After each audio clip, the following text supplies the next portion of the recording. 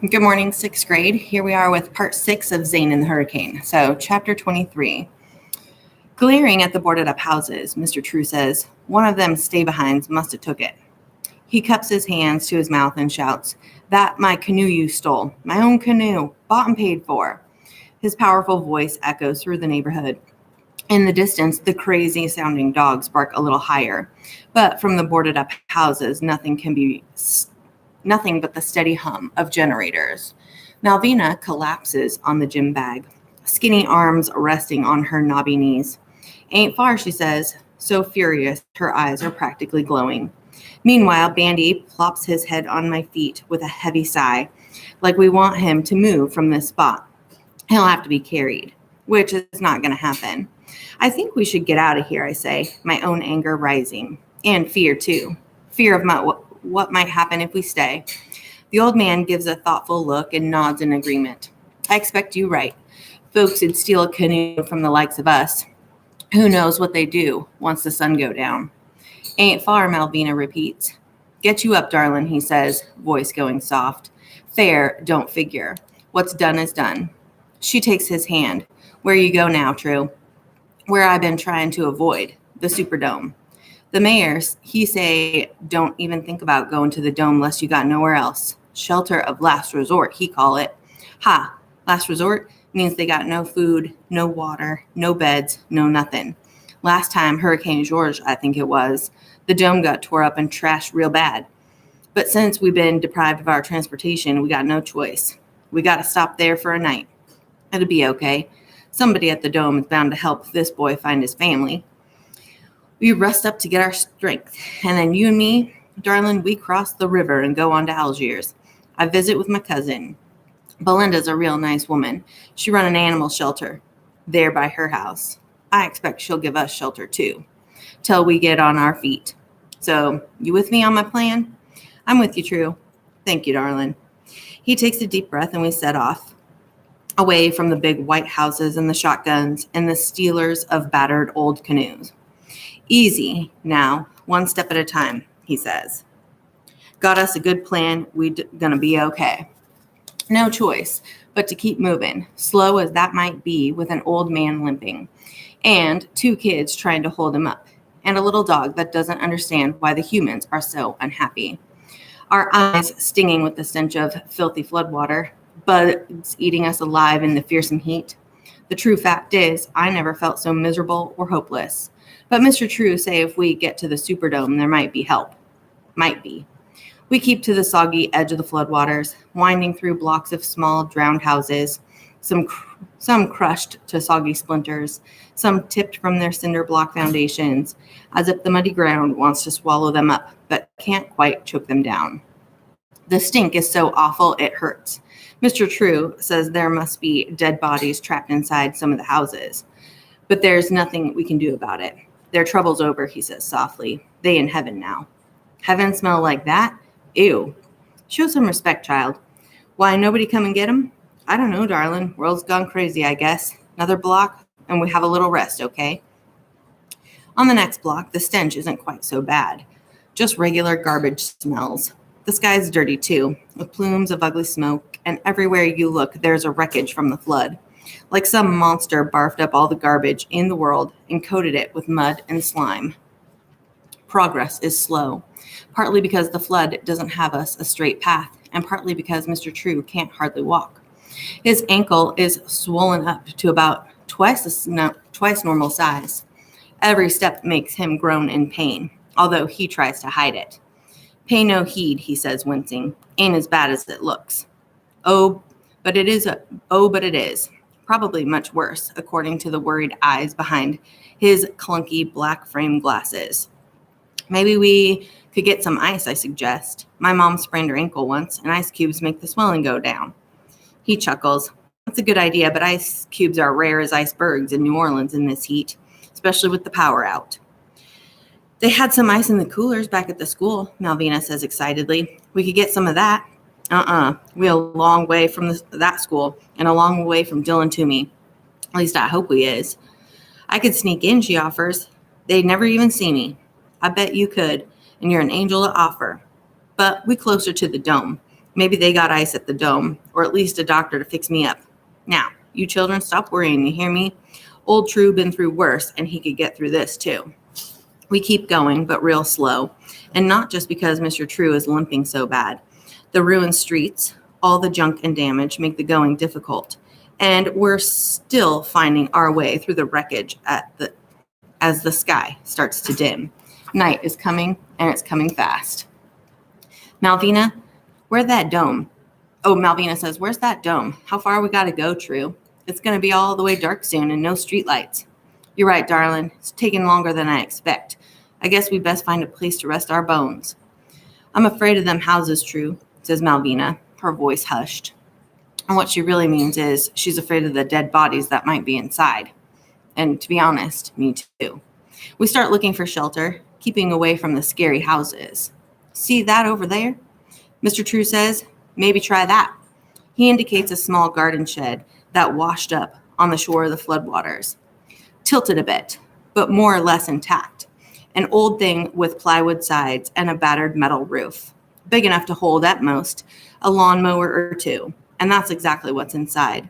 An old push mower and a bunch of rakes and shovels and just plain junk. Ain't exactly home sweet home, he says. We fix it up, good as new, Malvina says, sounding determined. Mr. True keeps a hold of Bandy's leash while I drag the mower and rakes and stuff out of my shed.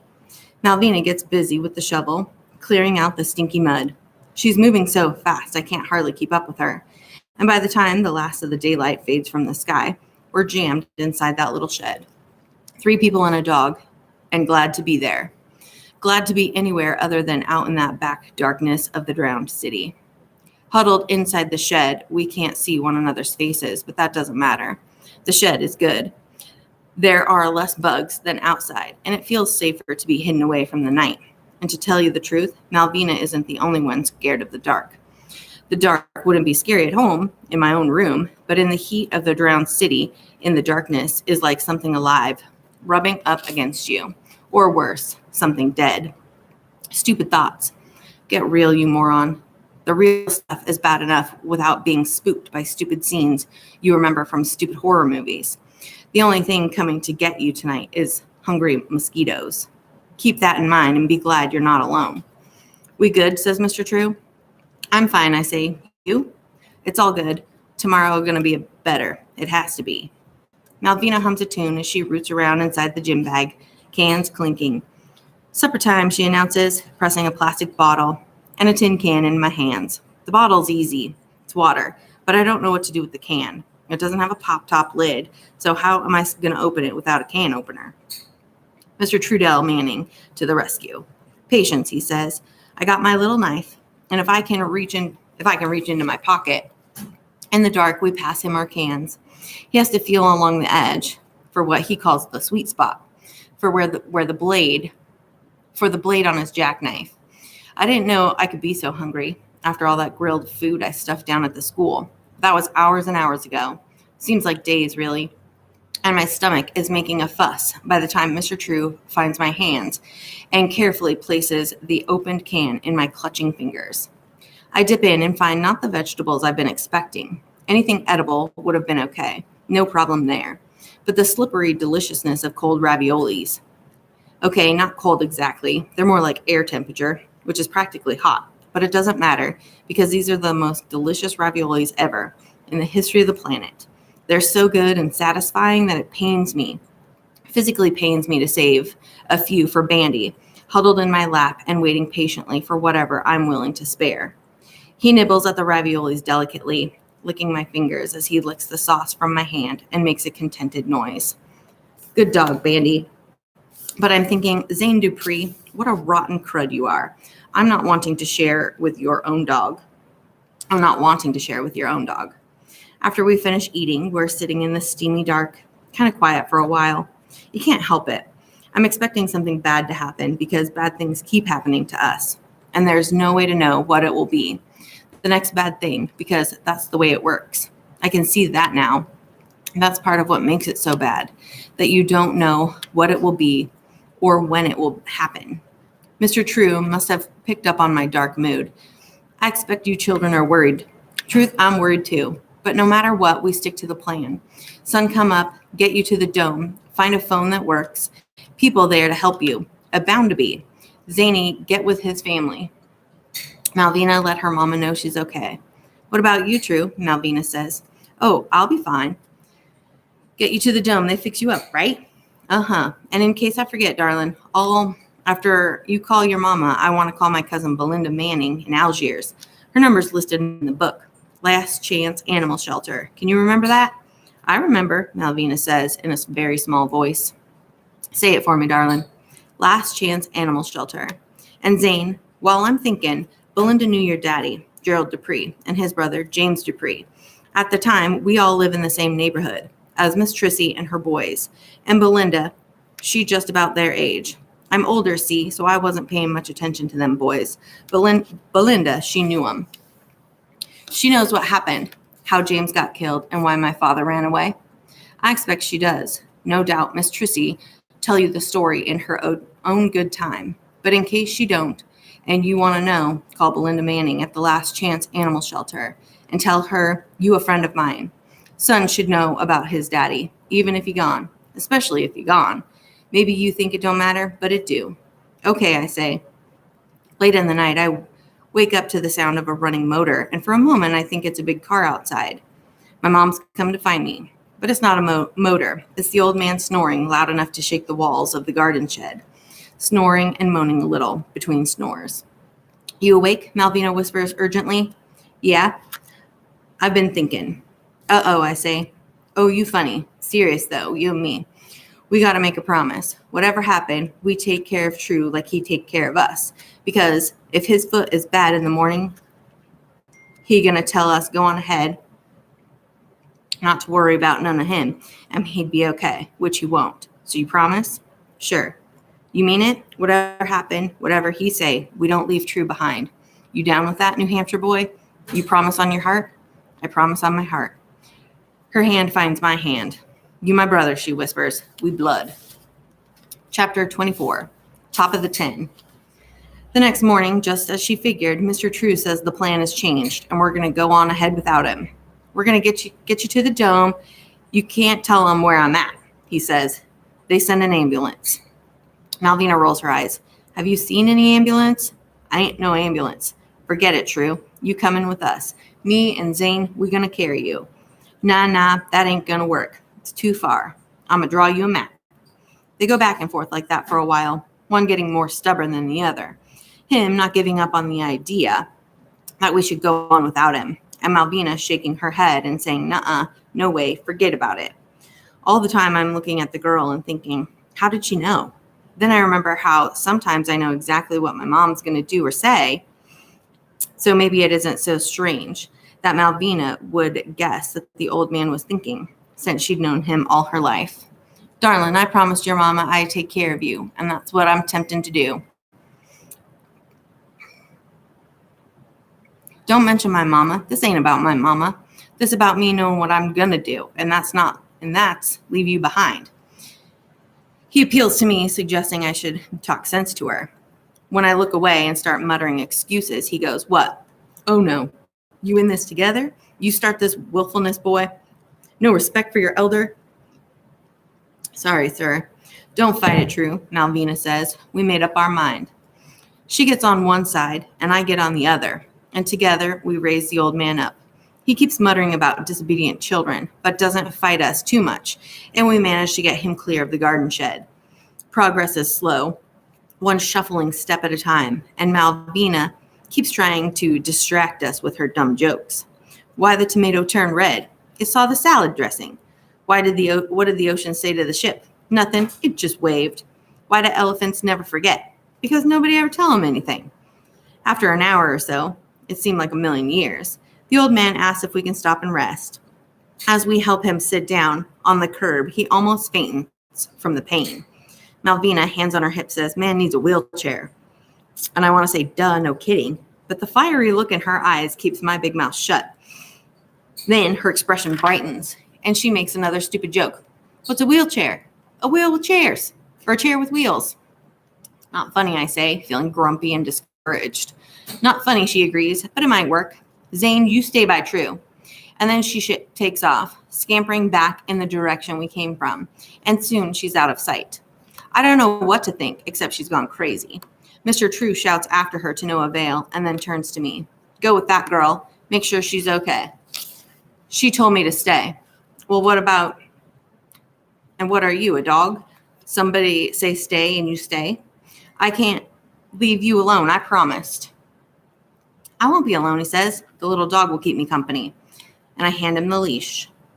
How do you find your way in a wrecked city when you didn't know the place before it was turned upside down by a flood? Last time I was on my own, before the storm hit, I was following Bandy, and he knew where he was going, even if I didn't. But on my own, within about 5 minutes, I'm lost. Some things look familiar. We passed that little house with the missing roof, right? Other things I don't recognize, like a bicycle hanging from a spike on a telephone pole. But then I was probably looking at the ground, helping the old man find his way or anyhow not paying close attention to where we were going. I'm starting to feel more than a little panicked when I hear Malvina yelling not far away. Come on out of there. Let's go. Don't you fight me. Don't you dare. Her agitated voice is coming from the storefront building. Most of the aluminum siding had been ripped off and the windows smashed, but the sign over the broken door still says Crescent City Insurance, Home and Vehicle. And before running into the building, I grab a hunk of wood from the street, fearful that she's fighting with somebody, you know? But when I step into the storefront waving a length of 2x4, I feel like a complete idiot because Malvina is all alone inside, yelling at a tangled pile of furniture that is washed up into a muddy corner. She's yelling at a chair, actually, an office chair, a skinny girl with arms as big around as toothpicks. She's struggling to get the chair free from the pile, like her life depended on it. And then I get it, the answer to what's a wheelchair. Because this is a chair with wheels, the kind you scoot and spin around in, like I used to do with my mom's chair at her desk. I drop the hunk of wood and give her a hand. You're really smart, you know that? I say, tugging at the chair, and a grin lights up her whole face. The streets aren't exactly smooth, so the ride for Mr. True is pretty bumpy, but he's able to keep his bad foot off the ground, and that's the only thing that matters. It's just a dumb old office chair, a cheap one with 5 plastic wheels, but it makes all the difference in the world. We probably look pretty stupid weaving our way through the streets. A boy pushing an old man in a battered top hat, and a girl dragging a bulky gym bag, and a little dog trotting along behind us. But we don't care. It's like the chair gives us hope that things will get better if we give them a chance. The sun is bright, the sky is blue, and Malvina Rollins is full of beans. What you get when you cross a rooster and a duck? A bird that gets up at the quack of dawn. Why are musicians so cool? Because they have so many fans. How do you make an egg laugh? You tell it a yolk. How many jokes do you know? I ask her. Too many, Mr. True answers in her place, and we all laugh so hard. We have to stop to get our breath back. We sit there for a while, me and Malvina on the curb, and the old man in his chair looking at us and shaking his head, like he can't believe what he's seeing. Tall and mostly white, he says. Short and mostly black. Couldn't be more different, except you both got the same grin. Now, why is that? Because my jokes are infectious. That gets us laughing again. When we finally do start moving, Mr. True waits until we make it to the end of the block. The buildings aren't quite so wrecked here. And then he raises his arm and points. There it is, he says, peeking over the top of the 10. And by 10, he means the elevated highway that cuts through the city. And there, floating like a giant flying saucer in the ripples of heat rising from the interstate, is the roof of the Superdome. Chapter 25. Broken people. Before my trip to Smellyville, the most people I'd ever been around was probably the day before Christmas at the mall in New Hampshire. Mom's really into it and always makes me go. Okay, that's not quite true, because I like it too. All the sparkly decorations and the fake presents piled high in the store windows, and the trees decorated with blinking lights, and the phony Santas with their fake beards and padding, and so-called normal people wearing elf hats and ringing bells, and even the goofy songs they play over and over again in the background. But after an hour or two, waiting in lines and stuff, the crowd starts to bother me. Mom says it's about my personal boundaries, but does anyone really enjoy being shoved up against strangers, knowing what they had for lunch because you can smell the salami or whatever on their breath? Ew, right? Okay, maybe that's stupid because what's going on at the Superdome is so far from Christmas in New Hampshire that it might as well be on another planet. The closer we get, the more people are wandering around, looking like zombies on a long walk to nowhere. Some are trudging through nearby streets, still covered by a foot of water. Some are huddled wherever they can find shade, fanning themselves with pieces of paper or cardboard, their eyes kind of stunned or empty. Some are pushing shopping carts full of stuff that they saved from their houses, photo albums and suitcases and nothing like that. Oh, and clothing and like that. This one guy in a torn t-shirt and pajama bottoms is shaking his fist at the sky and shouting out a tumble of words that don't make any sense. And Mr. True suggests we cross to the other side of the street. Ignore the poor man, he says. He's broken.